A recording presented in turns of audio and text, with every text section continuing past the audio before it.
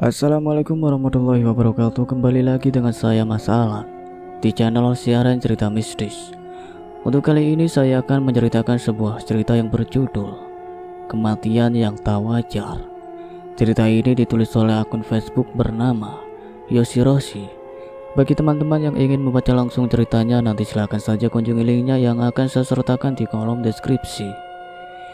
Dan sebelum kita masuk ke ceritanya, jangan lupa untuk like, comment, subscribe channel ini dan nyalakan juga lonceng notifikasinya agar tidak ketinggalan cerita-cerita dari channel ini. Dan seperti apa ceritanya? Mari kita dengarkan.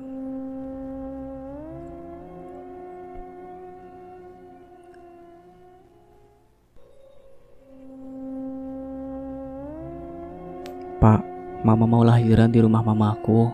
Kamu gak ikut? Tanya Ani pada suaminya, Parman, sambil membereskan pakaian yang akan dibawa. Enggak, Ma, kamu aja duluan ke sana. Nanti kalau udah mau lahir, Bapak baru ke sana.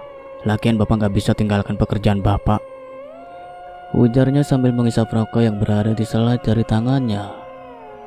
Ya sudah kalau gitu aku nitip hadiah, kata Ani. Iya, kan ada nenek sama bibinya di sini. Mereka pasti mau jaga cucunya, jawab Parman. Hani sudah membereskan barang yang akan dibawa besok.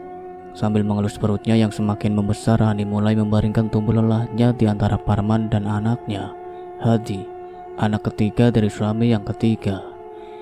Hani dan Parman tinggal di sebuah kampung di daerah Turi, Riau. Hani merupakan adik kandungku, sementara Parman adalah suami yang kerjanya serabutan. Biaya hidup mereka saja masih dibantu oleh orang tua, membuat Parman malas bekerja. Rumah yang mereka tempati adalah rumah warisan dari almarhum kakek. Singkat cerita, pergilah Ani ke rumah mamanya yang jaraknya lumayan jauh, memasuki daerah perkebunan sawit. Sesampainya di rumah mama, Ani pun beristirahat karena memang perjalanan dari rumahnya ke rumah mama sangat melelahkan. Mana sendiri sedang hamil tua. Orang tuaku sangat marah pada Ani karena suaminya tidak mengantarkan Ani. Singkat cerita, Ani pun melahirkan bayi perempuan. Parman pun datang beserta anaknya Hadi dan pesan mama. Tapi mendadak wajah bahagia itu berubah menjadi kebencian ketika Parman melihat bayinya. Anak siapa ini? Tanya Parman sedikit meninggi.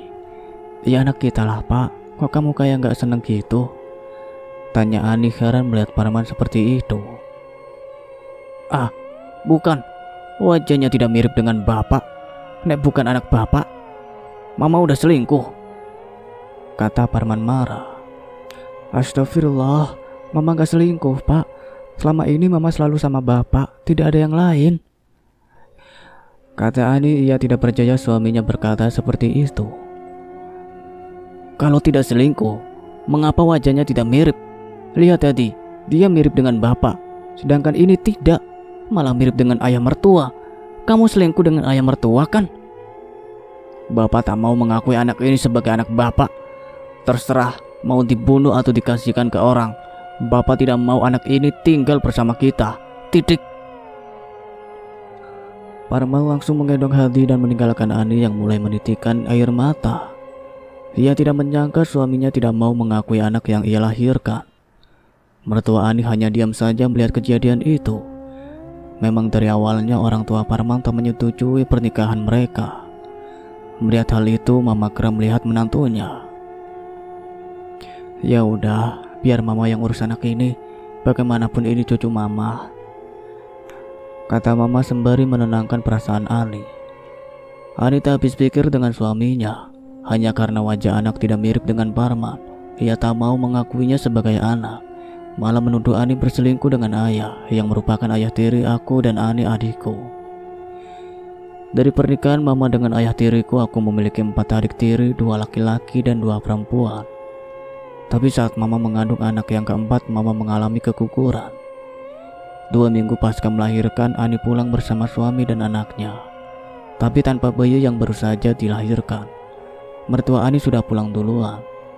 Mama mengurus cucunya dengan penuh kasih sayang. Ani dan Parman tidak pernah menanyakan keadaan anaknya. Sepertinya memang tidak mau mengakui anak. Beberapa tahun kemudian, bayi yang ditinggalkan Ani telah tumbuh menjadi gadis kecil yang lucu. Usianya menginjak 5 tahun. Sedang asik mengurus cucunya, mendadak ayah sakit. Awalnya gak tahu kenapa tiba-tiba kaki ayah mengalami mati rasa. Berjalan pun kakinya sudah diseret-seret, tapi ayah tidak begitu merasakan sakit yang dideritanya. Ayah tetap melakukan aktivitasnya seperti biasa hingga suatu ketika kedua kakinya mengalami lumpuh dan harus berbaring di tempat tidur. Kian hari keadaannya makin parah hingga akhirnya dirujuk ke salah satu rumah sakit di Pekanbaru. Tapi hasilnya nihil. Ayah tidak menderita sakit apapun. Keuangan mama hampir menipis, saya pun dibawa pulang dan dirawat di rumah. Mama memutuskan untuk menjual rumah warisan yang ditempati Ani dan Parman untuk biaya berobat ayah. Setelah sembuh nanti akan diganti dan langsung dibagikan sesuai wasiat almarhum kakek. Sakit yang diderita ayah semakin parah, sesuatu yang aneh pun terjadi. Hampir semua gigi ayah terlepas sendiri dari gusinya, hingga menyisakan satu gigi depan saja. Ayah mulai meracau tidak karuan. "Ayo pulang, ayo pulang," ucap ayah sambil mengangkat tangannya mengajak pulang. Mama sudah pasrah dengan keadaan ayah yang semakin hari semakin memprihatinkan.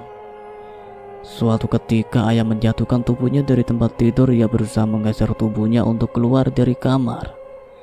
Alangkah terkejutnya mama melihat ayah sudah berada di depan pintu rumah dengan keadaan tanpa selai benang di tubuhnya. Dengan bantuan kedua anak lelakinya, mama menggotong tubuh ayah menuju kamar sambil memperingati ayah agar tidak seperti itu lagi. Tapi mulut ayah terus meracau. "Aku mau pulang."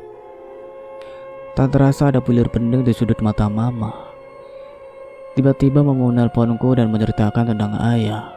Tanpa menunggu lama, aku langsung berangkat ke rumah mama. Sesampainya di sana, aku mendengar ayah meracau. "Ayo pulang, ayo pulang." Mama menuntunku ke kamar ayah. Aku melihat tubuh yang hanya kulit dan tulang saja tak ubah seperti tengkorak hidup. Aku mencium tangan ayah dan ia mengenaliku. "Yos, ayo pulang," kata ayah tangannya menggambai tanganku. "Pulang kemana ya?" tanyaku berusaha menahan air mataku agar tidak jatuh. "Ke sana," kata ayah sambil menunjuk ke arah rumah anak lelakinya yang berada di samping rumah mama. Aku pun makin penasaran. Kenapa pulang ke sana? Sebenarnya ada apa di rumah itu? Semenjak aku datang, ayah meracau terus membuat seisi rumah khawatir dengan keadaannya. Beberapa bulan lalu ayah masih memakai baju, tapi kali ini ayah memakai pampers ukuran dewasa saja. Seringkali ayah mengeluh merasa tubuhnya panas yang luar biasa. Itu sebabnya mengapa ayah tidak memakai pakaian lagi. Untuk berbicara saja sudah tidak bisa. Mau mandi juga harus dibopong. Entah apa yang membuat ayah seperti itu. Tanpa berpikir panjang, aku mengambil kawaiku dan menelpon temanku. Dia adalah Cak Beldoro yang bisa melihat apa yang terjadi dengan ayah. "Assalamualaikum, Cak." "Waalaikumsalam. Ada apa, Yos?" tanya Cak Beldoro dengan logat tegas Maduranya. "Cak, minta tolong bisa terawang ayahku. Keadaannya makin parah." Aku mulai menceritakan kenapa ayah bisa menjadi seperti itu. Dari jauh Cak Beldoro sudah tahu sesuatu. "Ayahmu sakit dibuat orang, dan orangnya ada di sekitar kalian, masih termasuk keluarga," kata Cak Beldoro. Masih keluarga. Jadi selama ini ayah sakit diguna-guna oleh keluarganya sendiri. Tapi siapa? Pikiranku dipenuhi pertanyaan. "Nanti malam kan malam Jumat. Kalau kamu mau tahu siapa orangnya, ambil air segelas lalu pegang. Usahakan gelas itu di atas kepala ayahmu. Lalu bacakan sholawat Nabi sebanyak mungkin. Kalau terjadi sesuatu jangan putus baca sholawat Nabinya. Nanti salah satu dari saudaramu ada yang duduknya gelisah dan terlihat emosi jika melihatmu. Dialah yang membuat ayahmu seperti itu," jelas Cak Beldoro. Lalu percakapan kami hentikan karena waktu menjelang sore dan aku sudah tak sabar ingin tahu siapa orang yang sudah membuat ayah seperti ini. Hingga waktu maghrib pun tiba. Saudara semua berkumpul kecuali anak lelaki ayah yang tinggal di sebelah rumahnya. Kebetulan anaknya kebagian shift malam di sebuah perusahaan sawit tempat anaknya bekerja. Ternyata ada Parman dan Ani di antara kami. Aku meminta mereka membaca sholat Nabi sebanyak mungkin. Aku mulai menggenggam gelas berisi air tepat di atas kepala ayah sambil memohon perlindungan Allah. Sebelum memulai baca sholawat, ayah terlihat tenang dan tertidur. Baru beberapa kali membaca sholawat Nabi, mendadak tanganku perlahan bergetar sehingga air dalam gelas yang aku genggam sedikit tumpah mengenai wajah ayah. Ayah terbangun dan mengamuk seperti melihat sesuatu.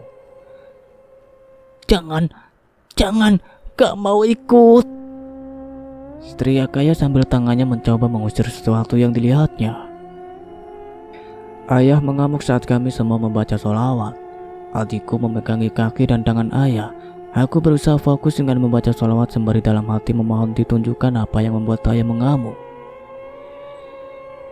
Konsentrasiku pun terpecah. Ekor mataku melihat Parman duduk gelisah dan wajahnya merah padam seperti menahan amarah. Ia tak suka melihatku. Apakah Parman yang melakukan semua ini? Apa salah ayah padanya? Aku simpan dulu segala dugaanku terhadap Parman. Aku fokus pada bacaan sholawat dan ayah. Tak sengaja aku melihat keluar jendela kamar. Aku melihat ada banyak sosok siluman. Makhluk itu berbadan manusia, hanya kepalanya seperti banteng. Mereka memegang tombak panjang, ujung tombak berbentuk trisula. Tatapan mereka begitu tajam ketika melihatku. Jangan campuri urusanku. Dia milikku, kata makhluk itu dengan penuh amarah. Sesekali aku mengawasi Parman yang duduknya mulai tak nyaman. Aku tak mengindahkan ucapannya. Aku terus membaca sholawat, tanganku makin bergetar dengan kencang. Aku coba menguasai diriku, tapi aku hanya manusia yang tak memiliki kekuatan apapun. Tiba-tiba salah satu dari makhluk itu melesat ke arahku, dan tombak berbentuk trisula itu menancap di pinggangku. Aku berusaha tetap membaca sholawat sembari menahan rasa sakit di pinggangku. Aku berusaha bertahan, tapi tombak itu semakin menancap ke dalam tubuhku. Di saat konsentrasiku buyar, entah dari mana datangnya cahaya putih yang menghantam makhluk berkepala banteng, hingga membuat tombak yang menancap di tubuhku terpental bersama dengan siluman itu. Tidak berapa lama sama makhluk berkepala banteng pun menghilang dari pandanganku. Entah kemana perginya, ayah pun sudah tidak mengamuk lagi. Kami menyudahi membaca sholawat. Wajah Parman semakin memerah dan langsung mengajak Ani pulang ke rumahnya, disusul dengan Irwan adik tiriku beserta istrinya. Aku duduk di samping mama, menahan sakit yang luar biasa. Mah, si Parman sama Ani tinggal di sini, bukannya di daerah Duri? Tanyaku sambil meringis menahan sakit. Rumah yang ditempati sama Ani udah mama jual untuk biaya berobat ayah. Rumah itu dibeli pakai uang warisan almarhum kakek. Nanti mama ganti uangnya kalau ayah udah sembuh. Begitu penjelasan mama. Ani sama Parman tinggal agak jauh dari rumah mama. Waktu pertama pindah, mereka tinggal di rumah ini. Tak pindah kenapa mereka marah sama mama dan mereka cari rumah kontrakan biar mereka rasakan usaha sendiri. Selama ini mereka hidup bergantung sama mama dan ayah. Utang ke UT aja menumpuk untuk biaya hidup mereka. Bantu bayarin utang aja nggak mau, malah nyusahin saja. Entah gimana tuh hidupnya, kata mama dengan nada sedikit kesal dengan kehidupan rumah tangga Ani dan Parman. Aku sedikit geram juga dengan Ani dan Parman. Pemikirannya tidak pernah dewasa. Semua bergantung pada orang tua. Kerjanya cuma meminta uang pada orang tua selagi orang tua masih menghasilkan uang. Kamu kenapa? Tanya mama saat melihatku menahan sakit. Tadi waktu baca sholawat, aku ditombak sama siluman, mah. Kayaknya siluman itu mau bawa ayah, jawabku. Lalu aku menceritakan soal ayah sakit diguna-guna oleh keluarganya sendiri, dan ciri-cirinya orang yang mengguna-gunai ayah mengarah ke Parman. Ini maaf ya mah, sebenarnya ayah itu punya masalah apa sama Parman hingga dia tega buat ayah seperti ini? Aku mencoba menahan sesak di dada. Lalu mama menceritakan dari awal sampai Parman tidak mengakui anak keduanya sebagai anak dengan alasan karena wajahnya tidak mirip dengan Parman, tapi mirip ayah. Mama gak menyangka Parman begitu tega mengundang-undangi ayah padahal selama menikah dan punya anak hidup mereka dibiayai oleh ayah. Aku meminta mama untuk tidak mengungkit soal ini kepada Parman, biar Allah yang membalas perbuatannya. Karena malam sudah larut kami beristirahat. Sebelum tidur aku melihat ke kamar ayah. Begitu lelapnya tidur ayah. Ayah, maafkan aku. Aku belum bisa menolong ayah. Gumamku. Esok harinya, sakit di pinggangku masih terasa, tapi aku mengabaikannya. Seperti biasa aku mendengar ayah terus memanggilku dan mengajak pulang. Ia berusaha menjatuhkan dirinya dari tempat tidur dengan berusaha sekuat tenaga menggerakkan badannya. Ayah mau kemana? Tanyaku saat ayah sudah berada di ruang tengah. Ayo pulang Yos, kata ayah. Tangan ayah memberi isyarat. Pulang kemana? Ini rumah ayah, kataku. Kesana, kesana, sambil menunjuk ke rumah Ian, anak lelakinya. Mama memanggil kedua anak lelakinya Irwan dan Ian untuk membantu membobong ayah kembali ke kamar. Ayah mengamuk sejadi-jadinya membuat mama lepas kendali. Mama memukul ayah hingga ayah tidak mengamuk lagi. Ada rasa jenuh di raut wajah mama. Aku bisa merasakan bagaimana rasanya mengurus ayah dalam keadaan sakit yang tak wajar. Aku ingin menemani mama, tapi aku harus kembali karena job manggung sudah menanti. Dengan berat hati aku mengatakannya pada mama. Tidak terasa aku sudah seminggu berada di rumah mama, saatnya untuk pulang. Sebelum pulang aku pamit pada ayah. Ayo pulang, ayo pulang. Kata itu saja yang diucapkannya, membuat mama menitikkan air mata. Mamaku yang tadinya garang kini terlihat rapuh. Ayah, kalau mau pulang, pulanglah. Mama ikhlas, tapi jangan kayak gini, kata mama. Aku menenangkan hati mama yang begitu sakit melihat keadaan ayah. Di sisi lain, mama harus kuat menghadapi cobaan hidup yang begitu berat. Menjelang pulang, aku menitipkan mama dan ayah pada adik tiriku yang bernama Sinta untuk menemani dan menjaga mama. Sedangkan anak mama yang lainnya sibuk dengan rumah tangganya masing-masing. Mobil travel yang aku pesan sudah menjemputku. Aku berpamitan pada mama. Aku langsung menuju mobil travel dan mobil pun melaju meninggalkan mama yang berdiri di depan rumahnya. Dari kelima anak mama, hanya aku yang hidup berjauhan dengan mama, sedangkan Ani, Irawan, Iya, dan Sinta hidup bersama mama. Tapi aku bersyukur masih punya mama yang sangat menyayangiku. Sesampainya di rumahku, sakit pinggangku terasa mengganggu. Aku bingung bagaimana mengobatinya. Sementara pinggangku terkena tusukan tombak makhluk berkepala banteng. Aku langsung menghubungi Cak Menduro meminta mengobati luka dalam yang kualami. Entah dibacakan apa, seketika aku tak merasakan sakit di pinggangku. Aku berterima kasih pada Cak Menduro karena telah membantuku. Lalu aku penasaran dengan rumah yang ditempati Ian, adik tiriku. Cak Menduro mengatakan bahwa ada yang ditanam di rumah itu. Tujuannya ke ayahmu. Tapi aku gagal membantu ayah. Cak Menduro memberi semangat agar aku tidak menyerah menolong ayah. Singkat cerita, seminggu sepulang dari tempat mama kembali menghubungiku.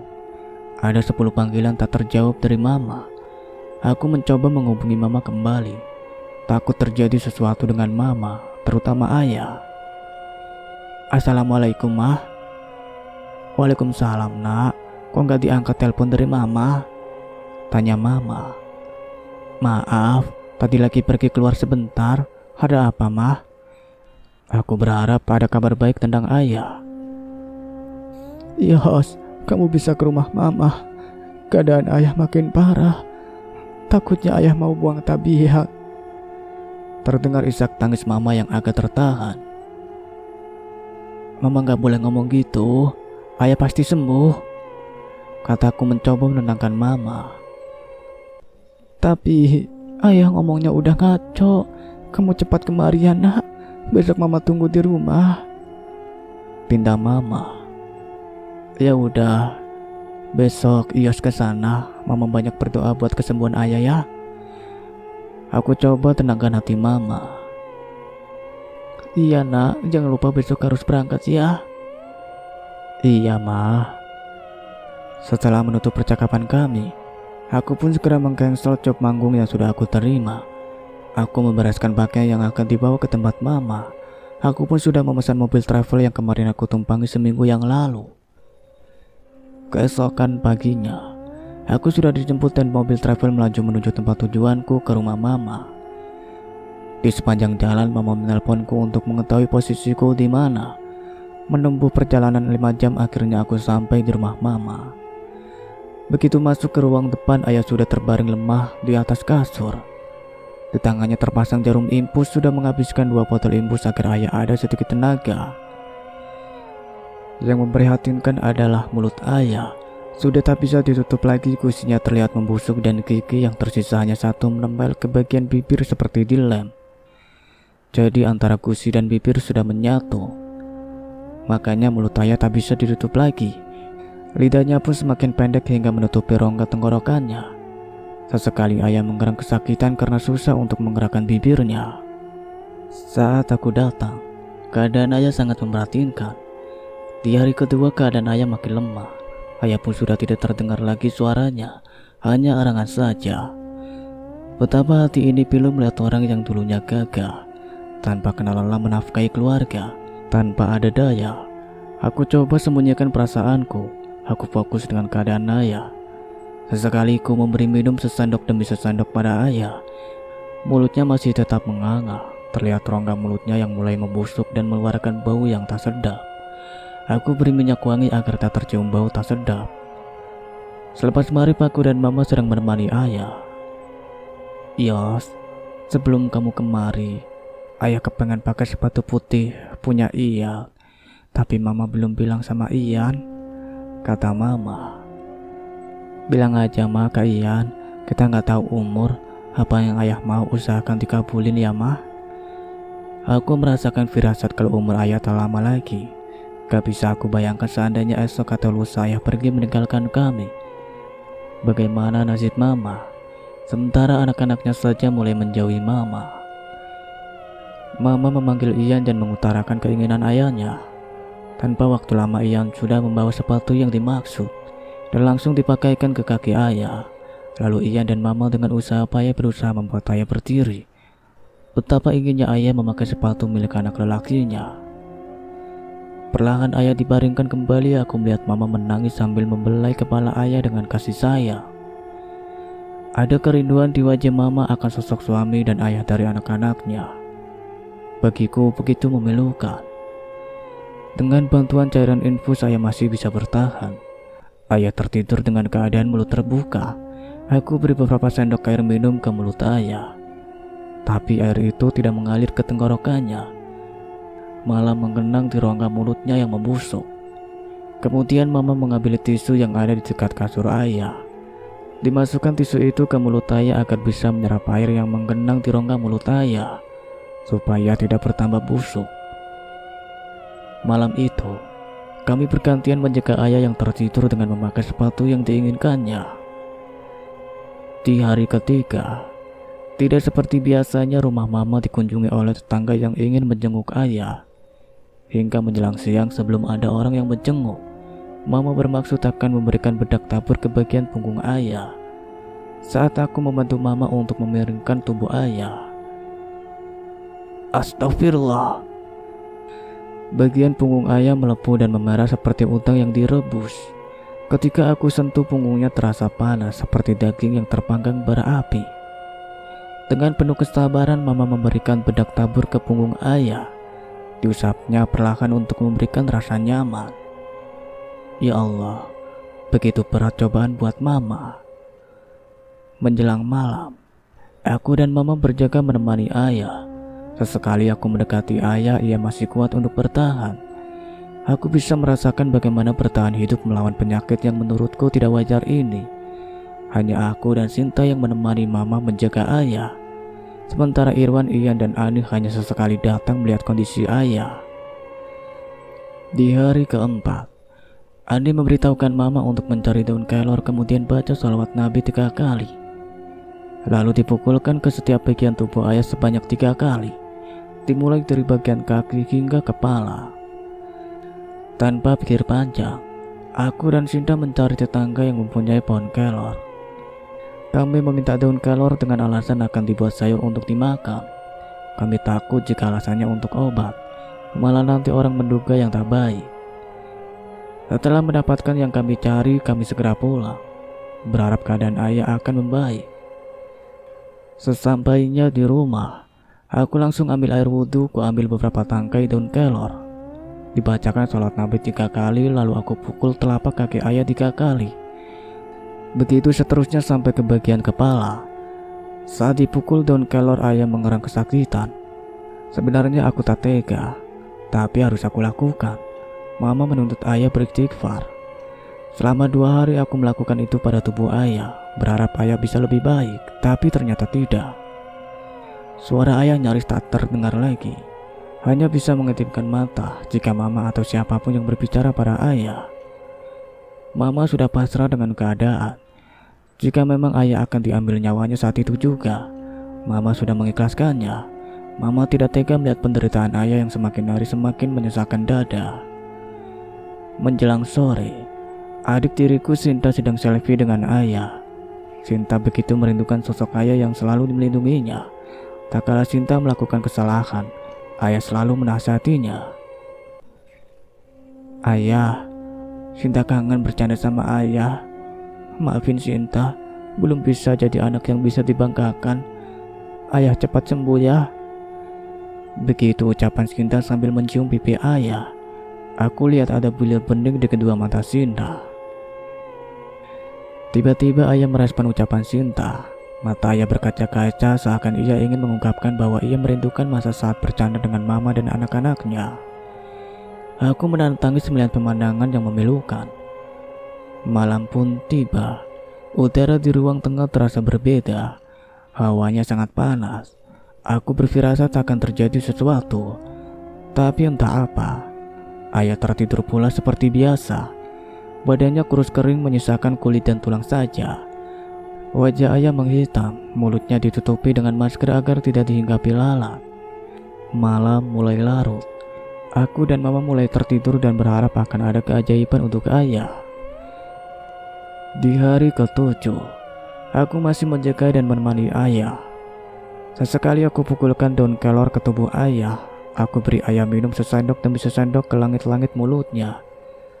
Terlihat lidahnya makin pendek berbentuk bulat. Wajah ayah sedikit membiru. Ya Allah, apakah ini hari terakhir ayah ada di dunia ini? Menjelang siang, Ani datang melihat keadaan ayah. Ia sedang berusaha mencari orang pintar untuk menyembuhkan ayah. Melihat keadaan ayah seperti itu, Ani langsung pergi ke tempat orang pintar. Ani menceritakan tentang keadaan ayah saat di Terawang. Orang tersebut mengatakan umur ayah gak akan lama lagi.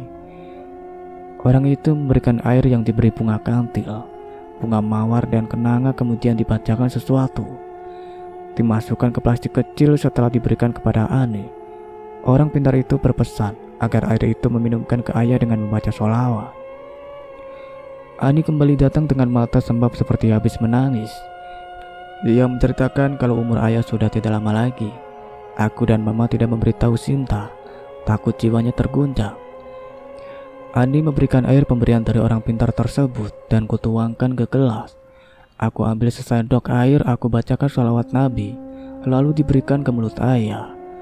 Dengan hati-hati sesekali aku memberikan air itu melalui langit-langit rongga mulut ayah, karena hampir semua gusi bagian bawah sudah membusuk. Selesai meminumkan air itu, mata ayah berkedip-kedip seakan ingin berbicara sesuatu, tapi tak ada yang mengerti apa yang dirasakannya saat itu. Aku masih memukulkan daun kelor ke tubuh ayah. Sesudah itu aku beri beberapa sendok air minum yang berisi kembang 3 rupa. Aku pegang kaki ayah yang mulai dingin seperti es.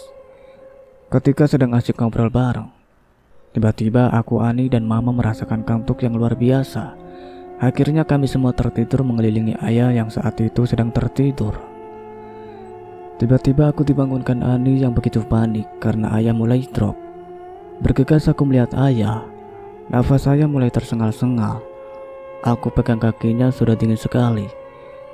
Lalu aku membisikkan kalimat syahadat di telinga ayah. Tanganku memegang tangan ayah, tepat di urat nadinya. Aku terus membimbing ayah, sepertinya ayah kesulitan mengucapkannya karena bibir dan rahangnya sudah lama menyatu dan membusuk. Aku terus membimbing ayah, demikian juga mama. Kalau ayah mau pergi, mama udah ikhlas. Maafin mama. Mama suka bentak-bentak ayah. Baca syahadatnya biar dimudahkan jalan ayah. Tangis mama agak tertahan. Saat itu ada Sinta dan Ani yang membantuku. Ketika aku ucapkan syahadat yang kesekian kalinya, urat nadi ayah mulai melemah dan tak terasa denyutannya lagi. Aku merhatikan di sekitar leher ayah, masih ada denyutannya. Aku terus membimbing ayah. Nafas saya makin melambat. Terdengar suara ngorok dari mulut ayah. Saat menghadapi sakaratul mautnya, dengan sisa tenaga yang ada, ayah mengucapkan 2 kalimat syahadat sebanyak 3 kali walau agak terbata-bata. Ayah mengorok dengan kuat sebanyak 3 kali. Aku melihat wajah ayah menahan kesakitannya dan denyut di leher ayah sudah berhenti. Aku memeriksa denyut jantung ayah dan innalillahi wa inna ilaihi raji'un. Kalimat itu yang terucap dari bibirku menandakan ayah sudah dijemput malaikat maut menghadap sang pencipta. Ayah pergi dengan keadaan mulut ternganga dan mata terbelalak. Tepat jam 6 sore ayah wafat. Ma, ayah udah gak ada, kataku. Pecah tangis mama, Ani dan Sinta saat mengetahui ayah sudah tiada. Mama memanggil Ian dan Irwan memberitahu kalau ayahnya sudah tiada. Ian dan Irwan datang dan duduk di samping ayah terbujur kaku. Ada penyesalan di wajah kedua anak lelaki mama, karena di saat terakhir ayah, mereka tidak bisa menemaninya karena sibuk dengan pekerjaan mereka. Ayah meninggalkan mama dan anak-anaknya dengan segala kenangan. Kini ayah sudah tidak merasakan sakit lagi. Semoga amal ibadah ayah selama di dunia diterima oleh Allah Subhanahu wa Ta'ala. Al-Fatihah buat almarhum ayah. Dengan cepat mama mengikat mulut ayah dengan perban agar tidak terlalu terbuka lebar dan orang yang melihatnya tidak tahu kalau di dalam mulut ayah sudah membusuk. Kemudian wajah ayah ditutupi kain putih yang sudah diberi minyak wangi. Esok harinya, jenazah ayah dimakamkan selesai sholat duhur. Semua berjalan dengan lancar, tidak ada keganjilan. Saat pemakamannya, kami mengiringi jenazah ayah ke tempat peristirahatannya yang terakhir. Itulah akhir cerita yang berjudul Kematian yang Tak Wajar, yang ditulis oleh Kak Yoshiroshi. Terima kasih banyak untuk kalian semua yang sudah setia mengikuti cerita ini sampai selesai. Sebelum Mas Alan pamit, jangan lupa untuk like, comment, subscribe channel ini, dan satu lagi bunyikan loncengnya. See you in the next video. Wassalamualaikum warahmatullahi wabarakatuh.